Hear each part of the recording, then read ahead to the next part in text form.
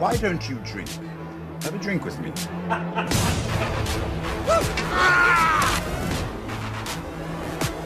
Hey, you're at the back.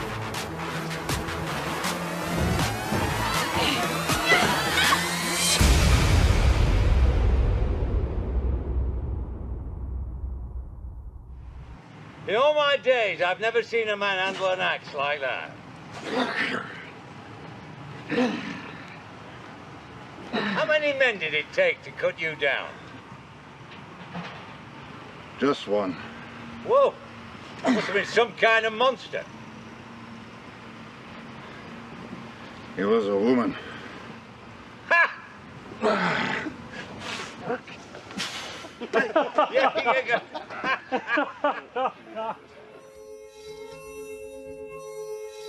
The responsibility of resurrecting the Hound in episode 7 was both, oh my God, how completely amazing, and oh my God, how completely terrifying. He's glad to be alive. He survived a near-death experience. It's not that he's suddenly gone totally religious, but he feels like he can help out the guy that's helped him. Let's go once again from the top, guys. He finds this man in Ian McShane's character who he can really relate to.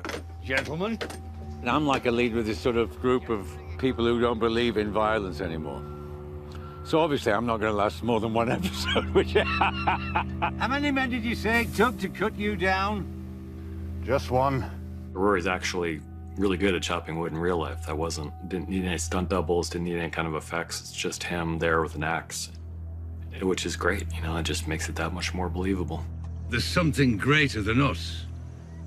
And whatever it is, it's got plans for Sandor Clegane. The Hound does, I think, allow himself on some level some hope that actually maybe there is a different way forward for him, which of course at the end of episode 7 we find out actually there isn't.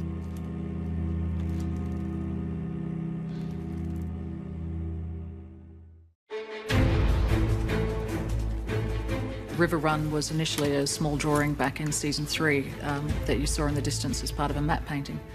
And then we had to obviously build it this year. There was a certain romance that seemed to be attached to River Run. We also liked the idea of making it a little bit more fairy tale.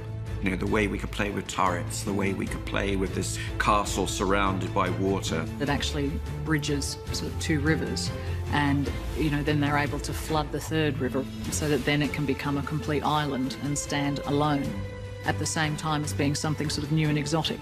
So we were looking to architecture of sort of Middle Europe, French in particular. I was worried about it. I thought, how are we going to use an existing castle? How are we going to get the drawbridge as a CGI element or a model element? And then I got to Ireland and realized they'd built it all with a huge working drawbridge. We built the facade of the building. We built the interior of that building. And then we were able to use the farmer's field opposite to create the big siege camp. So it ended up being a massive project from beginning to end. The great thrill for us was River Run blurs the boundaries between set design and civil engineering. Because we actually built a working drawbridge. How many people get to do that? It's amazing.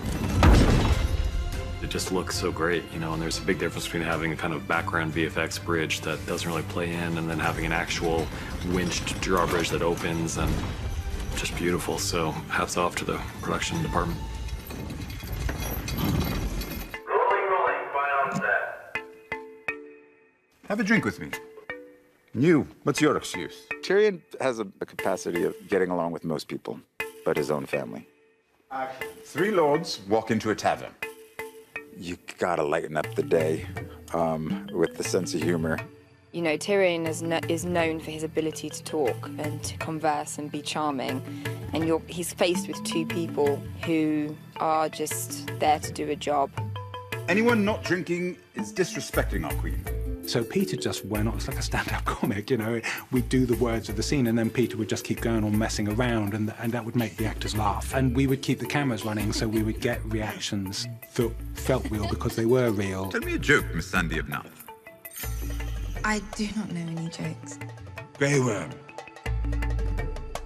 Grey Worm sees Tyrion a little bit as like that guy at work who you're constantly made to interact with, but you're sort of like, you're really annoying, but I have to respect you because you are my superior. I mean, Grey Worm is a hard nut to crack, but he manages to. And Missandei's a bit easier. I did save her life at the end of season 5. And Salid never drink. Why not? Rules. You made these rules. Your former masters? Miserable old Saxon. Shit wouldn't... Fucking hell. Sorry, you step away from this language for... Looks like a siege, my lady. You have a keen military mind, Pod. Riverrun is deceptive. I think if one took one's eye off it, you could end up just trying to shoot a siege. As long as I'm standing, the war is not over. All the characters that are involved in that whole piece are just extraordinarily desperate in their own ways. It is that synthesis of the epic and the intimate that is so beguiling. What the hell are you doing here? I've come for the Blackfish. You're welcome to have him.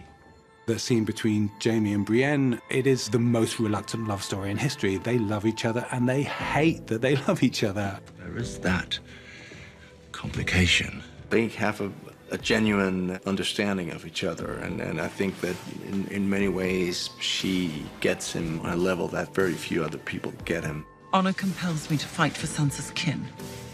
Of course it does. To fight you. Let's hope it doesn't come to that. That tacit understanding that it can never be anything, neither one wants it to be anything, but it's there. Lord Edmure. In the tent with Tobias's character, Lord Edmure, and Sir Jaime, I think is an exquisitely written scene. So layered. David and Dan at their subtextual best, and two actors at the top of their game. How do you tell yourself that you're decent after everything that you've done? The actors are so smart and they know their characters so well. I'd love to make myself sound cleverer than I am, but it's like not getting in the way, honestly. I love Cersei.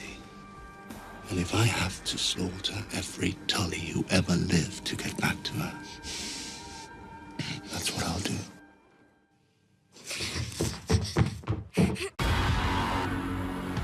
Arya's jump over the balcony, she was a wire assisted, but she did it for real. It's around about 14 feet. And there is a map there, but you won't be able to see it. The kind of climax of episode 8 is this foot chase, which I think was described on the script as, you know, the greatest foot chase in cinematic history or something like that. So no pressure on the director. It was so much fun to shoot as well, because you're in Spain and you're in these streets that really look that way. There wasn't there was dressing, but there wasn't a lot of recreation. I'm so thrilled that I've got the opportunity to do these sort of things. It starts out as a very calculated, kind of born identity sort of foot chase and turns into just pure scrambling and pain and desperation. And so I devoured every foot chase in the history of cinema. But trying to take from that something that would fit into the blueprint of the Game of Thrones, you know, visual style, which is not necessarily the same kind of kinetic handheld feel that you find in many contemporary thrillers. It's a much more classic frame. Nice to see Arya meeting her match, because no one likes a character that's far too cocky, and that's what Arya's become, and so it's wonderful to see her really, really struggle. Everything hinged from finding this very lovely steep stairwell and thinking, wouldn't it be great if she leapt off that and then tumbled down all the stairs? I had this image in my head that I wanted lots of oranges rolling down, which I'm not quite sure where that comes from, but it looked pretty. All the while, the waif is just ploughing through like a Terminator. And we wanted the audience to watch it and be like, you idiot! Now you're going to just leak blood to wherever you're going to go and hide. Again, with Arya, it's very calculated. That the character had actually been extraordinarily cunning in the way that she'd baited and led this character to her and outwitted the waif.